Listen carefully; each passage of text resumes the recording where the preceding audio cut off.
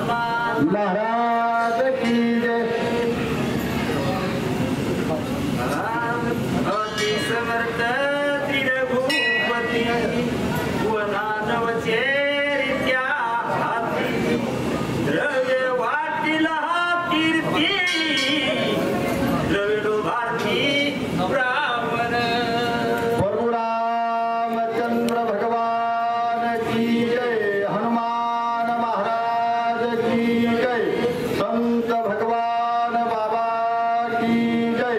छत्रपती शिवाजी महाराज की जय। या ठिकाणी ज्ञानवंत गुणवंत धनवंत नीतिवंत येथे आले ते सर्व साधू संत सर्वांना प्रणाम।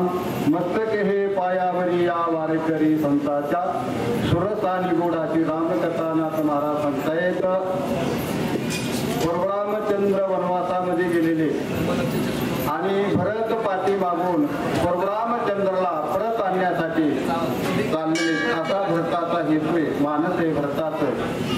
मग जे काय प्रयाग तीर्थ आहे त्या ठिकाणी परशुरामचंद्र अगोदर आले होते असे त्या तीर्थाचे ब्राह्मण म्हणतात। अति समर्थ श्रीरामचंद्र काय म्हणतात, अति समर्थ होते परशुरामचंद्र, पण समर्थ असून सुद्धा धन वाटलं नाही ब्राह्मण म्हणतायत। मग त्यांचाच भाऊ आहे भरत आणि तो धन वाटील परशुरामचंद्र वलकरधारी आलेले होते म्हणून त्यांच्या पाशी धन नव्हतं। त्यांनी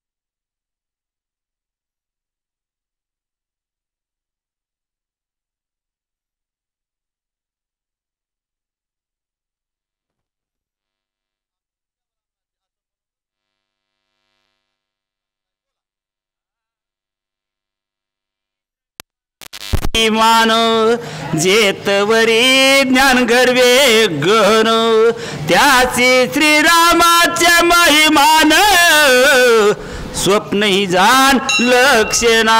स्वप्न ही जाण लक्षणा।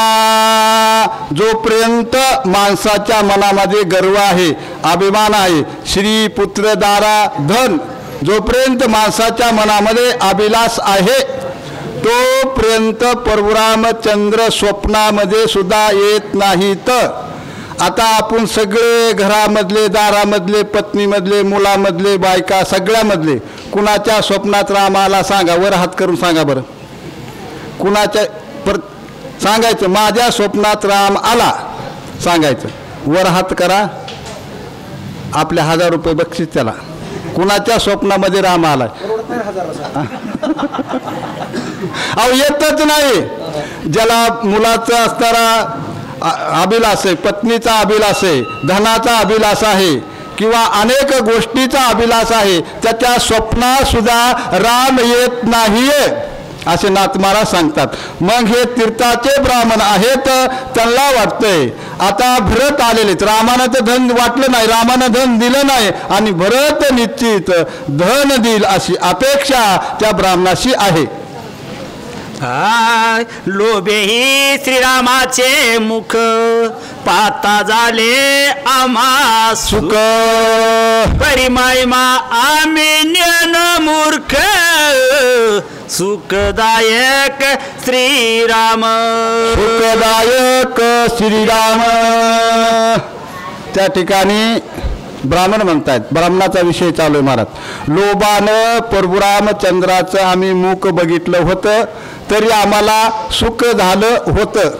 आता इथं बरेच थोडे नाही सगळेच लोभ धरूनच येतात महाराज. काय झालं इथं लोभ धरून येतात. कुणी रामायण वाचायचा लोभ धरून येतात, कुणी रामायण सांगायचा लोभ धरून येतात, कुणी रामायण ऐकायचा लोभ धरून येतात, कुणी हनुमान प्रसन्न व्हावा म्हणून लोभ धरून येतात. प्रत्येकाचा लोभ वेगळा वेगळा आहे. सगळेजण लोभ धरून त्या ठिकाणी सुद्धा ब्राह्मण म्हणतायत लोभ धरून परशुरामचंद्राचं मुख बघितलं आणि त्याच्यामध्ये ब्राह्मणाला सुख झालं. पण या ठिकाणी भरत आलेला आहे. आता भरतापाशी धन निश्चित असेल आणि भरत धन वाटेल आणि प्रत्येकाला धनाची अपेक्षा आहे महाराज. 4 पुरुषार्थाची प्रत्येकाला अपेक्षा. पहिला धर्म, दुसरं धन, तिसरं काम आणि चौथं मोक्ष. प्रत्येकाला 4 पुरुषार्थाची अपेक्षा आहे. आता दुसऱ्या नंबरचा धन हा पुरुषार्थ आहे. ब्राह्मणाला वाटतंय हा भरत निश्चित धन वाटेल ही अपेक्षा ब्राह्मणाच्या मनामध्ये आहे. म्हणून सर्व ब्राह्मण भरताच्या जवळ गेलेले अशा प्रकारे. वाल्मिकी पासी संपूर्ण ज्ञानकांडाचे श्रवण भरद्वाज केले आपण अति सावधान श्रद्धेने. अति सावधान श्रद्धेने. जे काय भारद्वाज ऋषी आहेत वाल्मिक ऋषीपाशी त्यांनी ज्ञानकांडाचं श्रवण केलं होतं. बालकांडाचा 11वा अध्याय भारद्वाजानं वाल्मिक ऋषीपाशी ऐकला होता. 11वा अध्यायामध्ये पूर्ण ज्ञान आहे महाराज. पूर्ण ज्ञान ज्यांनी वाचलाय त्यांना माहिती आहे, ज्यांनी ऐकलाय त्यांना माहिती आहे. तर नाथ महाराज सांगतात जे काय बालकांड आहे त्या बालकांडाचं श्रवण वाल्मिक ऋषी गुरु आहेत भारद्वाज ऋषीचे आणि ते ज्ञानकांड भारद्वाज ऋषीनं श्रवण केलेलं होतं. म्हणून राम कसे आहेत हे भारद्वाज ऋषीला कळालेले होते. म्हणून रामही भारद्वाज ऋषीनं आश्रमाला आणले होते आणि त्यांचाच भाऊ भरत आहे आणि त्या भरताला बी भारद्वाज ऋषीनं आश्रमाला आणलेलं आहे. अशा प्रकारे सांगतायत. झाली श्रवण निष्पत्ती श्रीराम देखे सर्वाभूती या लागी त्यांची श्रीरामी भक्ती भावे श्री रघुपती स्वाश्रमानेला. भावे श्री रघुपती श्री आश्रमानेला. वाल्मिक ऋषीनं ज्ञानकांड सांगितलं होतं आणि ज्ञानातून भारद्वाज ऋषीला राम कळाला होता. माणसाला ज्ञानातून राम कळतो, ध्यानातून राम कळतो, ज्ञानातूनही राम कळतो, ध्यानातूनही राम कळतो. म्हणून असं ते ज्ञानकांड सांगितलं होतं भारद्वाज ऋषीला वाल्मिक ऋषीनं. त्या ज्ञानकांडातून राम कळाले होते. म्हणून भारद्वाज ऋषीनं परशुरामचंद्राला सुद्धा आपल्या आश्रमामध्ये नेलं होतं. अशा प्रकारे आयशिया ब्राह्मणाची कथा ऐकून भरताची अवस्था श्रीराम सर्वाची सुखदाता मजा भाग्यता मायेची.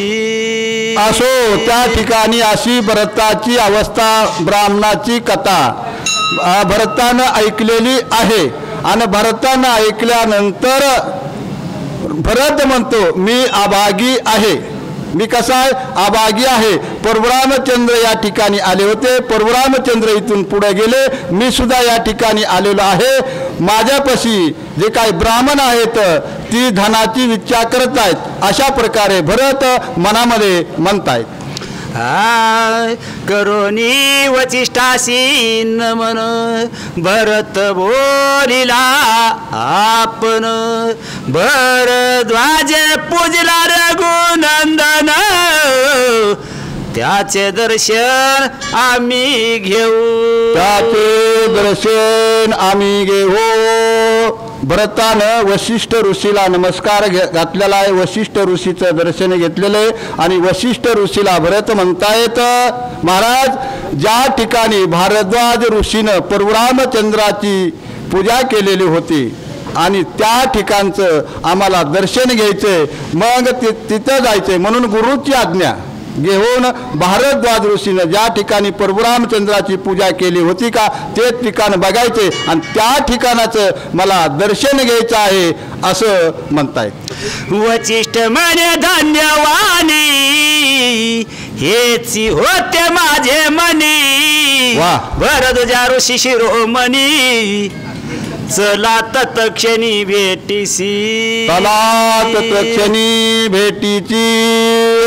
त्या ठिकाणी वशिष्ठ ऋषी म्हणतात, जे होते माझ्या मनी ते चाले भरताचे मनी. जे माझ्या मनामध्ये होतं तेच भरताच्या मनामध्ये आलेले. आणि वशिष्ठ ऋषी म्हणतात, ज्या ठिकाणी भारद्वाजानं परशुरामचंद्राची पूजा केलेली आहे त्या ठिकाणा आपण जाऊ असं म्हणल्याबरोबर भरत, शत्रुघ्न आणि वशिष्ठ ऋषी सर्व त्या ठिकाणी जेथे रामाची पूजा भरद्वाज ऋषीने केलेले त्या ठिकाणाकडे निघाले आहेत असं सांगता येतं. कटकठे वनी गंगा तीरी भरत वचिष्ठादी ऋषी स्वरी. हो.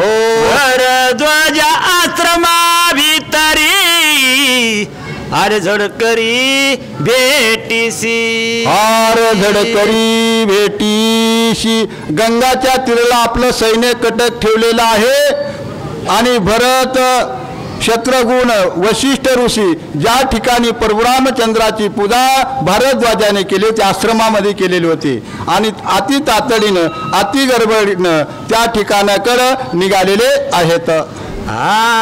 भरद्वाज उठून आपण घातले लोटांगण वचिष्ठे दिदले आलिंगन समाधान दोघासी. असो त्या आश्रमामध्ये वशिष्ठ ऋषी भरत आलेले आहेत. लगेच वशिष्ठ त्या ठिकाणी भारद्वाज ऋषी उठलेले आहेत. भारद्वाज ऋषी उठलेले आणि वशिष्ठ ऋषीला आलिंगन झालेलं आहे, आलिंगन दिलेलं आहे आणि अति समाधान त्या ठिकाणी झालेलं आहे. भारद्वाजाचं आणि वशिष्ठ ऋषीचे आलिंगन झालं आणि सर्वाला समाधान झालेलं आहे, आनंद झालेला आहे अशा प्रकारे सांगतायत.